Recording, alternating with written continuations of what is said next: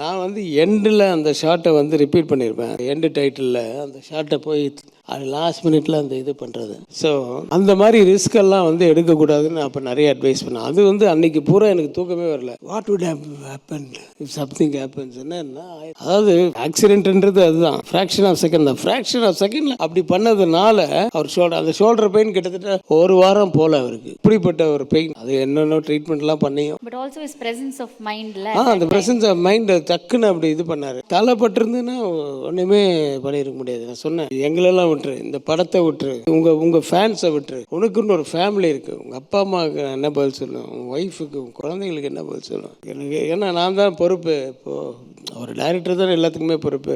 நினச்சி 4 நாளாக தூங்கவே இல்லை. எனக்கு அப்போவே எப்போ பார்த்தாலும் சொல்லிட்டு இருப்பேன், எப்போ ரிஸ்க் எல்லாம் ரொம்ப எடுக்காதுன்னு. அது போர் கண்ட சிங்கம் தானே, போர் கண்ட சிங்கம். அது போர் உண்மையாக கண்ட சிங்கம்னு எனக்கு கரெக்டாக வச்சுருக்காங்களே.